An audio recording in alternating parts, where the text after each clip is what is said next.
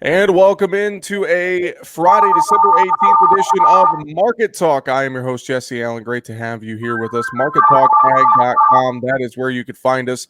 Our home on the web, MarketTalkAg.com. And find us on Facebook, Twitter, and Instagram as well at Market Talk Ag.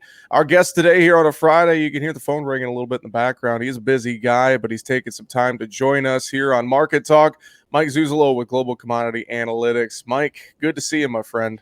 Good to see you. We got 1 week till Christmas. We've got less than 1 week for the Saturn and Jupiter hookup.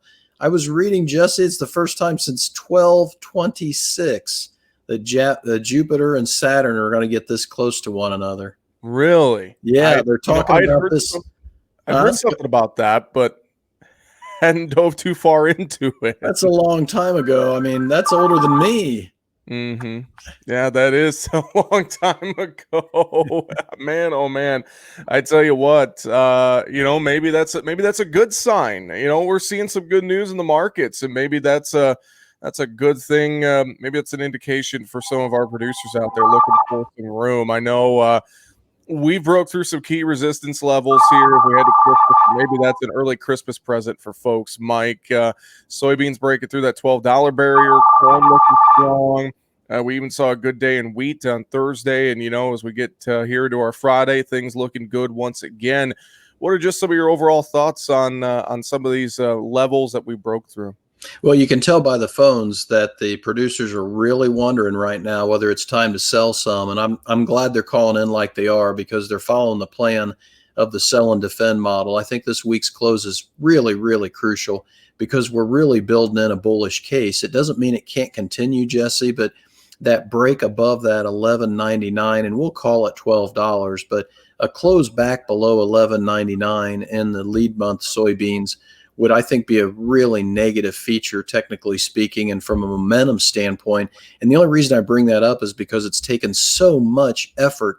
I can't remember if this is the third or the fourth attempt that beans have had to go through to get above $12. Now it's time for them to stay above $12 heading into the weekend and try and fully price in not just the Federal Reserve talking a lot of money flowing into the capital system, continuing to flow into the capital system for the next 3 or 4 months. Not only the fiscal stimulus bill, which has yet to be signed, but they're thinking it's going to be dotted I's and crossed T's by Friday. And also the idea that the weather continues to be a big, big issue in South America. So you've got a lot of macro and micro support underneath you. So now the proof is in the pudding with the technicals, because nowadays, as we know, the funds use a lot of the technicals as their gauge. And I'm talking about the hedge funds primarily. So $11.99 close above would be negative. A close above $12 is good. A close above $12 and a close in meal above 400 a ton is even better.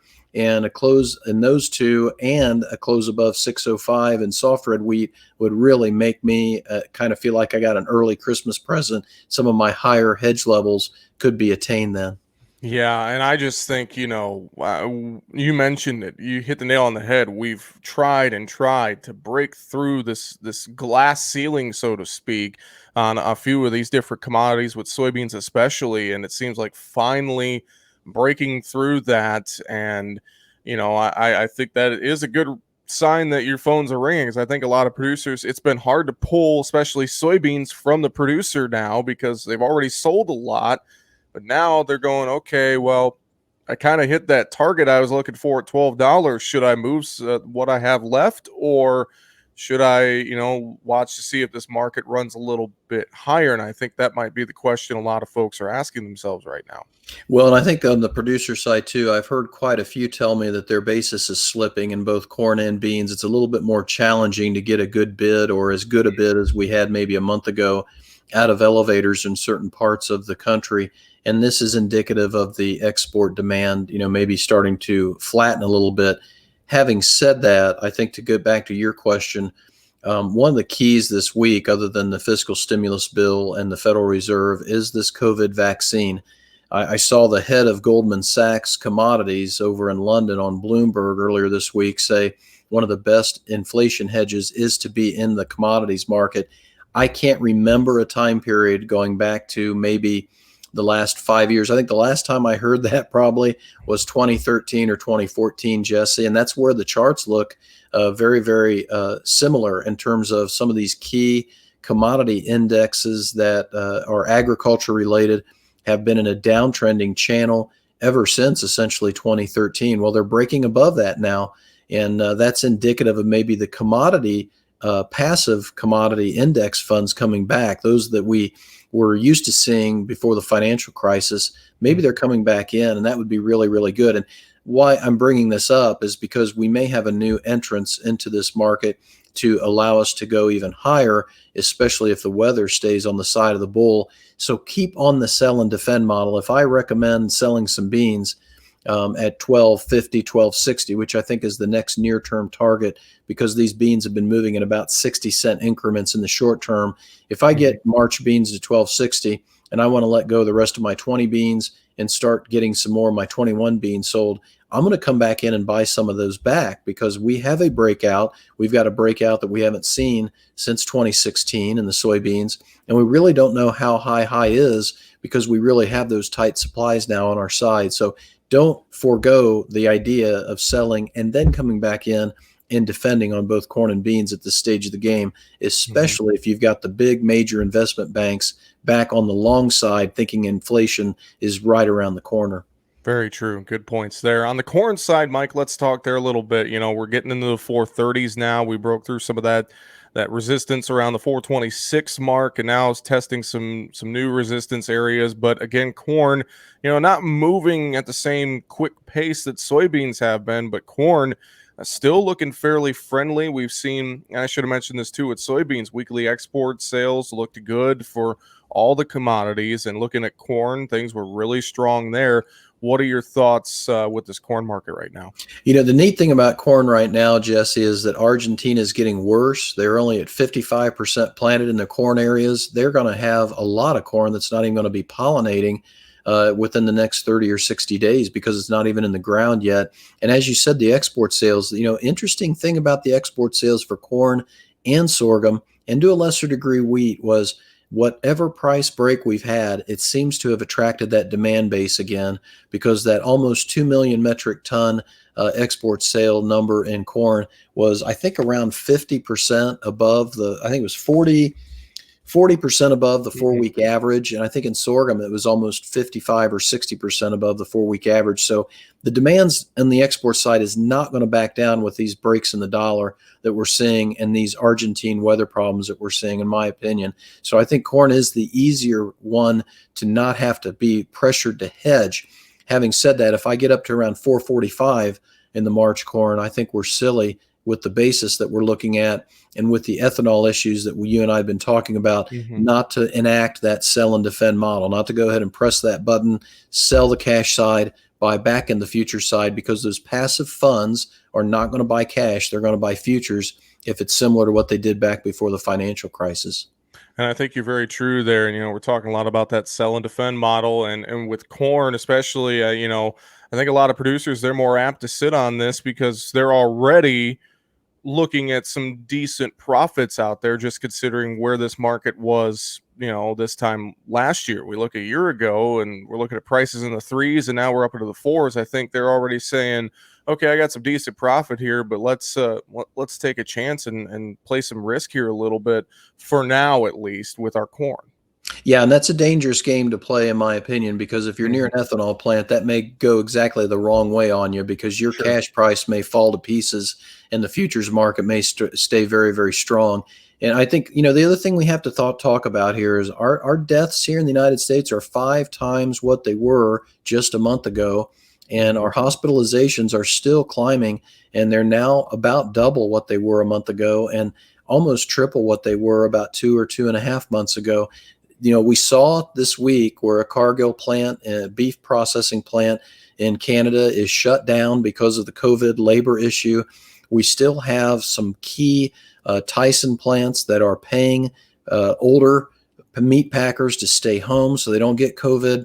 We can't get around the idea that this COVID is still around us. And one guy asked me on Thursday morning or Friday morning, well, will the COVID, vaccination program offset what's going on with the spike. And if we don't get that fiscal stimulus bill, I can't make an economic justification for why it would, because it's going to take a long time to get that vaccination out into the rest of the United States population. Meanwhile, we're going to see about 12 million people lose those unemployment benefits from that last fiscal stimulus bill. A lot of those people aren't going to come back to the workforce. So we've got to remember that if you're not like a Panera Bread who can jump in there and build a bunch of drive-throughs and move quickly with this new type of food consumption pattern that we've got, most of us aren't like that. We don't have the big hedge funds underneath us or the private equity to go out and change our whole business model. So we really got to be careful if we're related to the food side of the equation. And obviously meat and farmers and ranchers are right there on the front lines. Couldn't agree more. On the wheat side, real quick, I know you mentioned you're trying to get a close above 605, and soft red wheat on Friday would be a good sign. Wheat futures, for the most part, yesterday looked pretty good as well, and we're still kind of watching, the Russian tax possibilities and the dollar continuing to go lower, helping out our wheat side of the equation more and more.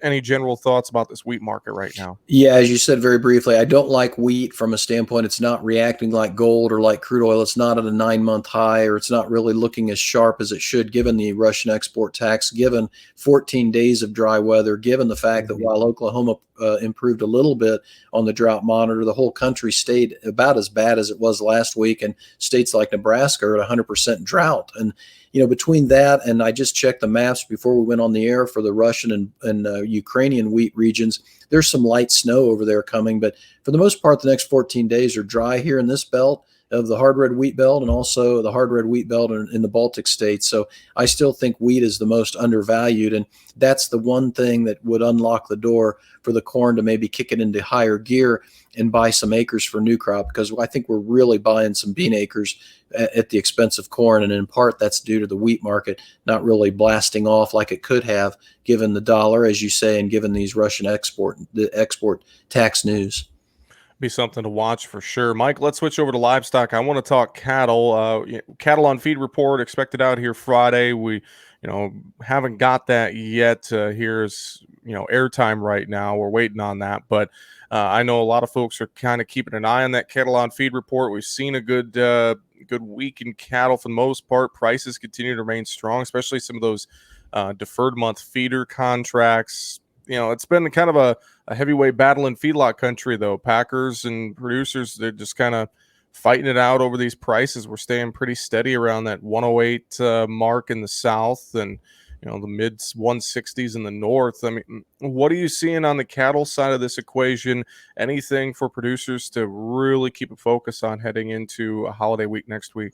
Yeah, I think the feeders are probably more discounted than the fats at this stage, based upon what my cattle guys in Nebraska and Kansas are picking up lightweight feeders right now and restocking pasture and getting ready to decide whether they're going to let them go as stockers or finish them out. And what I'm hearing right now is they really need a break even of about 150 plus to be able to make that work if they're going to let them go as feeders. Whereas the April fats, you and I've talked about my overvalue level around that 119 level. We're banging on the door of that. I think we hit around 118.70 on Friday as we're going on the air here. So we're really close to that overvalue level on April fats. And it would encourage, I think, more producers to go ahead and let feeders go at 700 plus pounds, 7-weight feeders go into the feedlots and get the fat cattle marketed that way at that price, instead of keeping them and keeping them on feed or keeping them backgrounded for themselves.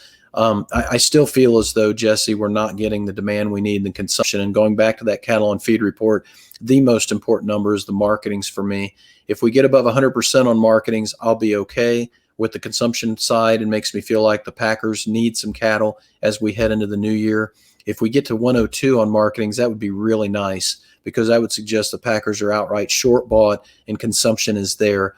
If, however, we slip below 100% and move towards the low end of the trade range of around 97, 98%, that's a pretty bearish numbers. And I'd be really jumping on those April fats again to get those hedges in place, even if we had to do it at 118.50 and I couldn't get to 119. Yeah, so great thoughts to consider there if you're looking at that cattle on feed report here Friday afternoon, seeing where the market goes from there. On the hog side of the equation, still seems like we're kind of range bound there. We got that, February contract became the lead month and kind of caught up to the cash index there, but now we just kind of stalled this thing out again and we're trading fairly range bound. What are your thoughts at hogs here? Well, it looked like the featuring this week was really prone to the pork side of the equation. It was really tough to see a lot of beef featuring. Maybe that'll change next week, but between that and the weekly export sales showing another 50%, bump, 50% above the 4-week average for pork export sales, I still think China is going to be a big buyer all the way through January because I don't necessarily believe the official numbers because the people I'm talking to who are raising pigs and sending seed stock over to China are suggesting to me that they're still not rebuilding their herd to the level they need to for African swine fever repopulation. So I think hogs are in a good spot right now. They're not overvalued. They're not undervalued. They're probably going to have to move with the beans essentially, or eventually, that pork and bean trade. We've seen the beans move up. I would like to see the pork and bean trade kick into gear where both go higher. That means the funds are back on the long side or letting go of their shorts, cutting their short positions back, ahead of a commitment to traders report. So that'd be the key next week for me is to see that hogs and pigs report and then see the funds come back in with the beans and the hogs together and give us maybe another push to the upside before we go home for Christmas. Definitely, very true. I know the phones are ringing. I know you're a busy guy today. Any other final thoughts for us here on Market Talk, Mike? We've talked about the inflationary canary in the coal mine being the dollar and the crude oil. That's working really, really well. So keep your eye on the dollar and the crude oil as we go through this fiscal stimulus bill package. If we don't get that fiscal stimulus bill package, I'm really nervous about how we close out this year and whether I talked about in the first part of the segment about the commodity index funds coming in. They're betting on the come. So we really got to be careful here that they don't want us just flip and turn over and say, let's take all our money off the table because we didn't get what we wanted. I think there's a real danger of that happening. Why? Because we just haven't seen much out of Washington this past couple of years as far as getting anything done. So we want to I don't want to talk out of both sides of my mouth, but that's a real issue that we're contending with now that we're putting this premium in the market. Mike, if folks want to reach out to you and get a little advice about their marketing and all that stuff, what's the best way to do that? Best way is to go to globalcomresearch.com. It's globalcom with 2 M's, research.com. Sign up for a trial and be happy to talk to you on the phone. Just give me your phone number and I'll touch base with you. There you go. Mike Zuzolo with Global Commodity Analytics. Thank you for joining us here on this Friday on Market Talk. We appreciate it. Thank you, Jesse. Merry Christmas. Merry Christmas to you. Mike Zuzolo with Global Commodity Analytics, our guest today here on Market Talk for Friday, December 18th. Find us online, markettalkag.com. I'm your host, Jesse Allen. Have a great afternoon and a great weekend.